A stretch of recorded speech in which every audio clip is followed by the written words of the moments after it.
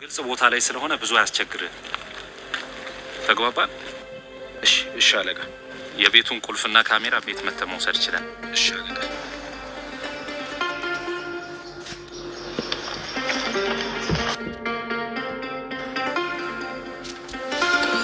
እኔ ምንሽ ልጅ ገንዘቡን ከየት አምጥተሽው ነው? ስራ ሰርቼ ነው እማዬ። ትምህርትሽን እኮ ገና አልጨረስሽ። ምን አይነት ስራ ነው የምትሰሪው? እማዬ ሁሉም ስራ እኮ የግድ ዲግሪና ዲፕሎማ አያስፈልጉም። እሱስ እሺ ቆይ አሁን ምንድነው ማድረገው ፕሮግራሙ ላይ? የኔ ልጅ ሌላ ጫማ መግዛት አይቻልም? እማዬ እንደሱ አይሆንም።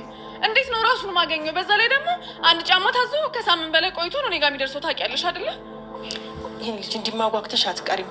ቆይ እስኪ ጽጌረዳ በክፍል 1 ነው። ቤተሰብ ሰላም እንዴት ናችሁ? ውድና የተከበራችሁ በመላው ዓለም የምትገኙ ኢትዮጵያ እንዲሁም ኤርትራውያን ቻናል ቤተሰቦች እንዴት አላችሁ? ቪዲዮ ጀምሮ እንደተለመደው ላይክ እና ሼር ሰብስክራይብ በማድረግ ሰብስክራይብ ስታደርጉ የደወል ምልክቱን በመጫን ቤተሰብ ትሆኑ ዘንድ በአክብሮት እየጋበዝኩ የተለመደ ሀሳብ አስተያየታችሁን በኮሜንት እንድትሰጡኝ እያልኩኝ ጽጌረዳ ክፍል 1ን ጀምሬ ከዚህ በኋላ በዚህ ዩቲዩብ ቻናል ወደ እናንተ ፈትፈት ለማድረግ መጥቻለሁ። ግዴታ ዩቲዩበር ብቻ መጥፈት አይጠበቅብንም። ስለዚህ ድራማ በሌሎችም ድራማዎች እንድመጣ ፑሽ አርጉኝ። ወዳችኋለሁ።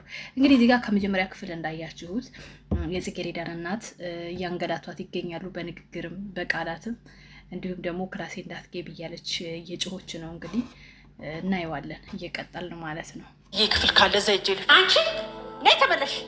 ቆይ ግን አንቺ ከመቼ ጀምሮ ለኔ እንደዚህ አይነት መልስ መመለስ የጀመርሽው? መቼ ጀምሮ ነው? አንቺ ተናናነቅ ነው። ፌቨን እኮ ጓጉታ እንዳትቀር ብዬ ነው። ይሄን ብታስቢማ ስራሽን ጠንቅቀሽ ትሰሪ ነበር። አየሽ ደሃመ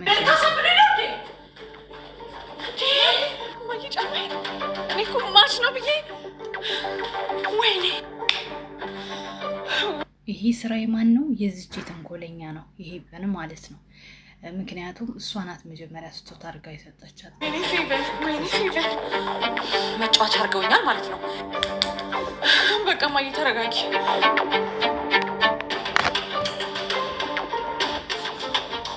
እማዬ እውነት እምልልሻለሁ ጫማውን እኮ ራሷ ነው የተሰጠችኝ፣ ግን አልወሰድኩበትም። እኔ መቼ እሷ ተንኮል ጠፋኝና ነው። ቆይ ግን አንቺ ያምሻል እንዴ? ምን አደረግኩኝ? እንዴት የሷን ነገር ትነኪያለሽ? ቢቀርብሽስ? ስጦታ ነው ብሎ ጥለው ስለሆነ እንኪ ላንቺ ሰጁ ስላለችኝ እኮ የተቀበልኳት። እንዴ ልጅ እያወቅሻት እንደዚህ ጉድ ትሰርኛለሽ? በስ ከዛ የተየነዴት እስኪበርድላቸው ድረስ ከዚህ ቤት ንግድ እንዳትይሽ። አይዳ ስንቶቻችንን በሰው እንደዚህ ተገፍተን ያደግን፣ ስንቶቻችንን የሀብታም ቤት አይተን ያደግን።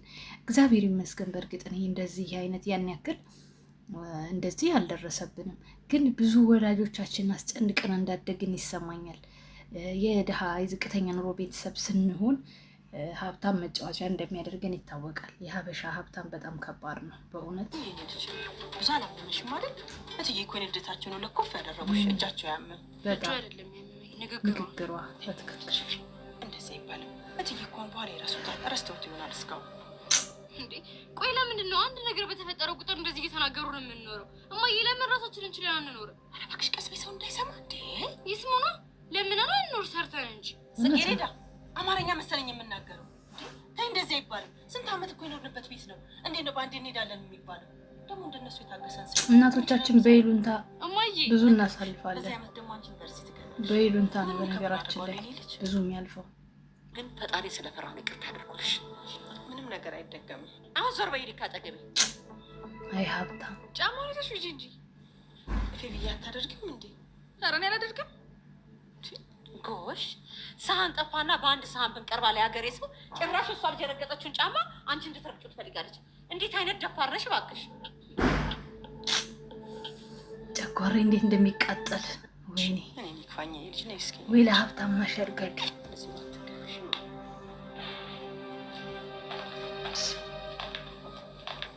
ወይ ፌቨን እየፈለግሽኝ እንዴ?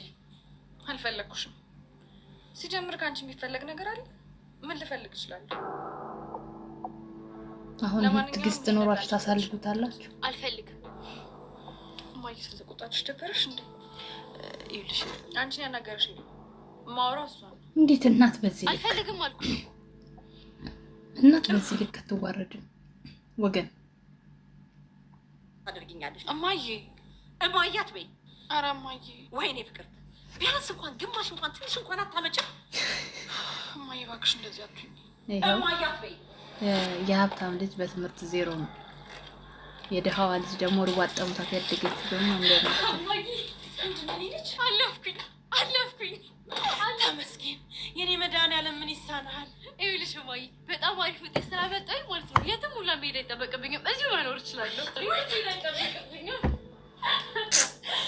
ተመስገን ይልሽ ልጅ አሁን ገበያ እንሄድና ማለት ነው ቆንጆ ቀሚስ እገዛልሻለሁ። እሺ እማዬ እኔ እኮ ያለኝ ልብስና ጫማ ይበቃኛል፣ አልፈልግም።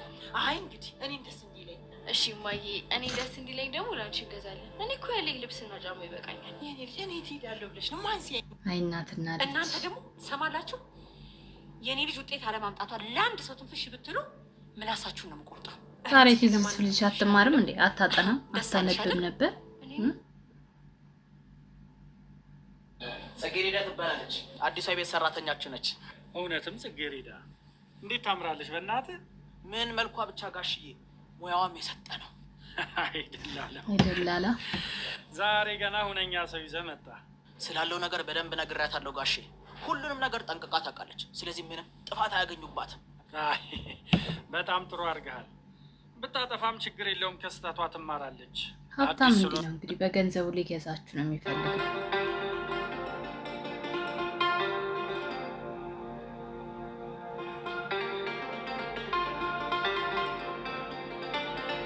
ያለው ማማሩ የሌለው መደበሩ ይሄዳል።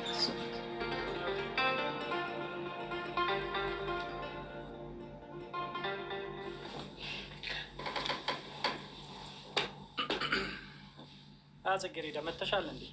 ወይ ጋሽ መጡ እንዴ? አላየሁት። ትልቅ ሰው እንግዲህ ይሄ ሰው ያላማው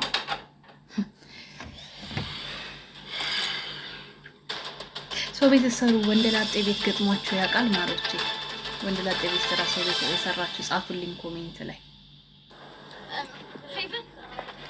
ፌቨን ምን ላድርግሽ? አንቺማ ምን ታደርጊኛለሽ? ምንድነው? እኛ ግቢ ገባሽ እንዴ? እኛ ግቢ ነሽ? ያባትሽ ቤት አደረግሽ እንዴ? እኛ ግቢ ምናምን ስትይ፣ ኧረ እኔ እንደሱ ለማለት ፈልጌ አይደለም። አይምሮሽ ማሰብ አቅቶታል እንዴ? ብር ካለሽ ምንም ነገር ማድረግ ትችያለሽ። ተግባባል? ለማንኛውም እንኳን አገኘሁሽ። ፍቅር የማይወድላት ይኸውልሽ፣ እዛ ሄደን እንተዋወቃለን የሚባል ነገር አይሰማም። እሺ አላቅሽም፣ አታውቂኝም። ምንድነው ምናምን ከሃዲ መጨረሻው ከሃዲ ነው ውጤቱ። ወይኔ ዘፈንተኛው እሺ ምንድነው ሰው እንደዚህ ነው? አንተ ማን እንደ አይምሮ ይላ? አቤት እያያት እንዴ ደንባራ የእናት ያምሻል እንዴ? አንቺ ቆነሽ ልጅሽ ጭራሽ ይቅርታ እንደመጠየቅ ደግሞ ታወራለህ እንዴ? ምን ማይረባ ነው? ይቻማ